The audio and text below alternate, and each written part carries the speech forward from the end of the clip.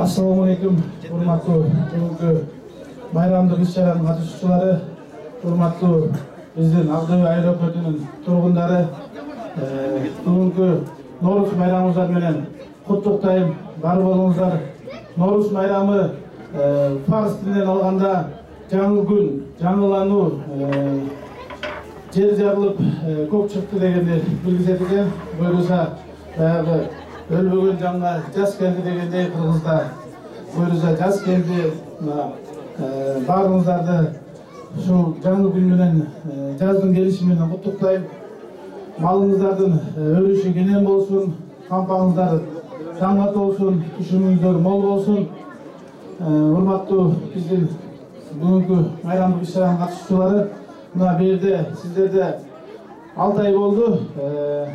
Жаңы аэропорт башчыңыздар дайындалып, жаңы мыйзам боюнча резерв кадрда турган башка жактан мындан кийин өзүңүздөрдөн аэропорт болбойт. Бул президентибиз Садыр Нуркожоевичтен чыгарган мыйзамдын негизинде калыс так болсун, так иштесин деген саясат менен мынакей Жакеев Алмаз Алмамбетович 6 айдан бери сиздерде кызмат кылып атат.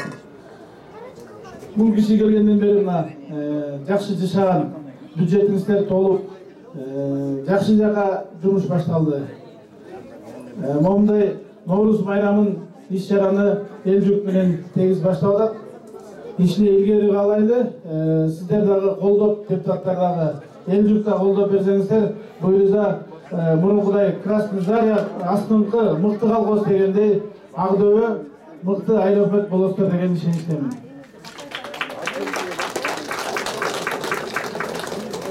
Ал эми мына аксакалдар турат, жигиттер турат. Башыбыздагы ак калпак жөнүндө айта кетсем кыска. Биз кыргыздар кичинекей балдарга жашыл жээк ак калпак кийгизет экен билгенден. Ал эми кызыл жээк калпакты тестер балдар кийет экен.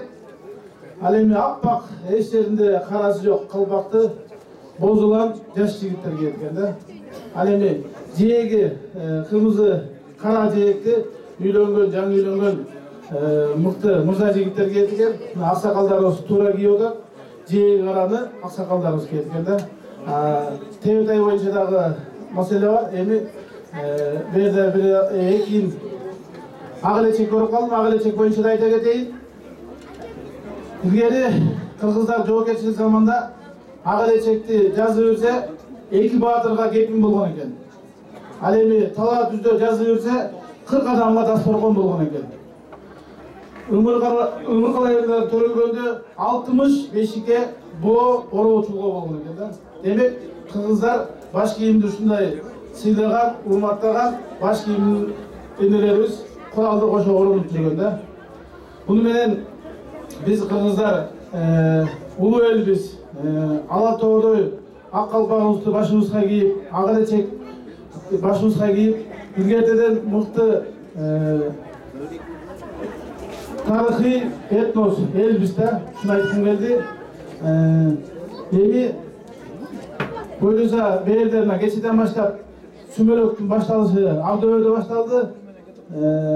Өзгөрүшкө кийинки эстафетаны өткүзүп берет азыр районго барып.